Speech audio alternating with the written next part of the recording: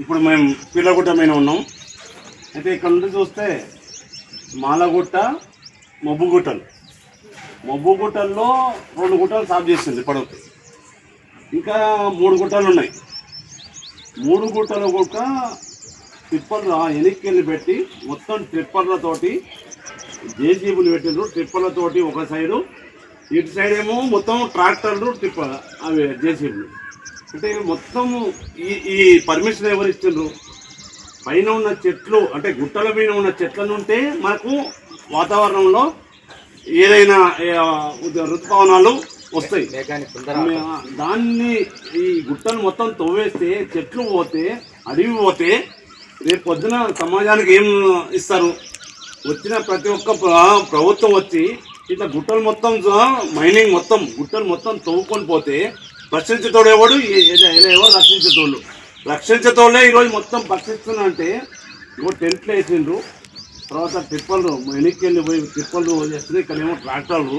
విపరీతమైన మట్టి దోపిడీ అవుతుంది. ఇప్పటికీ కోట్ల రూపాయల మట్టి. అంటే గుట్టలు మొత్తం ఇప్పుడు మొత్తం దారిలోకైంది. అసలు మబ్బుగుట్ట అంటే ఇక్కడ నుండి పోవడానికి స్థలం లేకుంటుంది.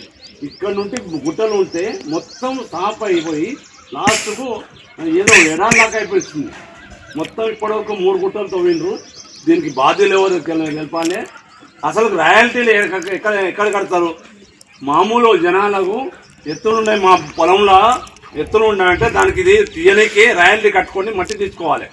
కానీ అది నెపం పెట్టుకొని ఈరోజు ఎంఆర్ఓ కానుంటి కలెక్టర్ వరకు ఎట్లా పర్మిషన్ ఇస్తున్నారు, ఏమి ఇస్తున్నారో తెలపాలి. ఈరోజు ఈ గుట్టలు మొత్తం మబ్బుగుట్టలు మా ఆస్తి, మునపర్తి ఆస్తి. ఇది మునపర్తి ఆస్తిని ఇగో ఈ పిల్లగుట్ట తవ్వారు. మిగతా మబ్బుగుట్ట మొత్తం మాయమైన ఒకటే 2 3 ఉన్నాయి. మొత్తం 6 గుట్టలు. 6 గుట్టల్లో 3 ఉన్నాయి.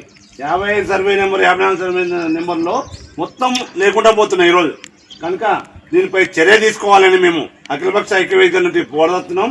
ఈరోజు వచ్చే ప్రజావాణి ఏది మామూలు హైదరాబాద్లో ప్రజావాణిలో ఇస్తాము, సిఎస్కి ఇస్తాము. వీళ్ళందరి నుంచి కాకపోతే మానవ కమిటీకి ఇస్తాము, ఆ నుండి హైకోర్టుకు ఒక నివేదిస్తాము. వీళ్ళందరినీ మీద చర్యలు తీసుకోవాలని మేము ఖచ్చితంగా కోరుకుంటున్నాము. ధన్యవాదాలు. అఖిలపక్ష